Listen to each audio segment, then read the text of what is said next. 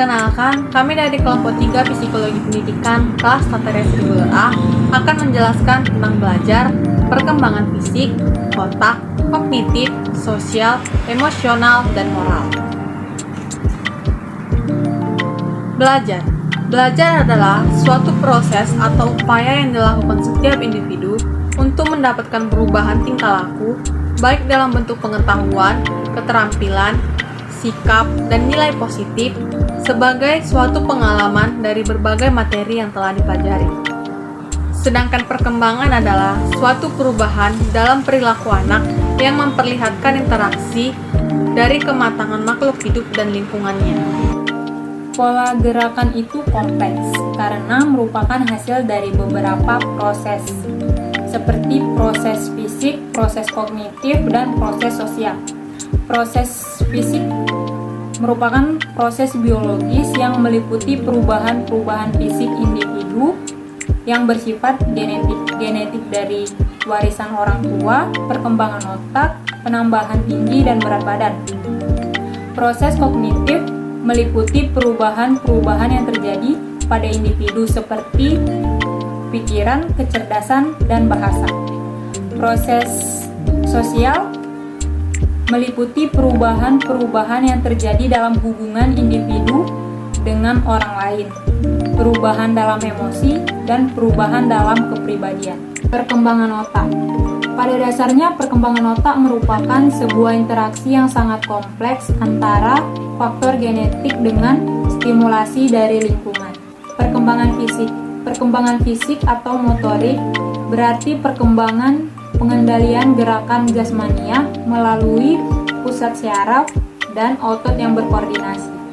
Perkembangan kognitif.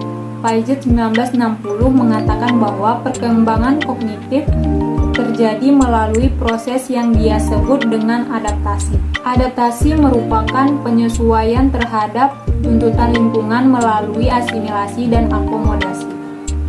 Asimilasi merupakan proses di mana anak berupaya menafsirkan pengalaman baru yang didasarkan pada interpretasinya.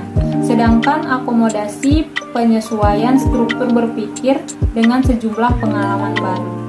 Perkembangan sosial emosional adalah proses belajar anak dalam menyesuaikan diri untuk memahami keadaan serta perasaan ketika berinteraksi dengan orang-orang di lingkungannya, yang diperoleh dengan cara mendengar, mengamati, dan meniru hal-hal yang dilihatnya. Aspek Perkembangan dapat diartikan sebagai proses perubahan kuantitatif dan kualitatif individu dalam rentang kehidupannya, mulai dari masa konsepsi, masa bayi, masa kanak-kanak, masa remaja, sampai masa dewasa. Perkembangan dapat diartikan juga sebagai suatu proses perubahan dalam diri individu atau organisme, baik fisik maupun psikis, menuju tingkat kedewasaan atau kematangan yang berlangsung secara sistematis, progresif, dan berkesinambungan. Perkembangan adalah proses perubahan yang terjadi dalam diri individu, meliputi beberapa aspek sebagai implikasinya, yakni aspek perkembangan pertama, yakni aspek fisik dan motorik.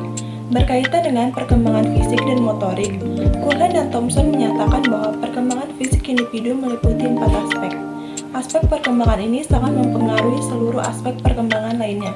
Sebagai contoh, struktur fisik yang kurang normal, terlalu pendek atau tinggi, terlalu kurus atau obesitas, akan berpengaruh terhadap kepercayaan diri seseorang.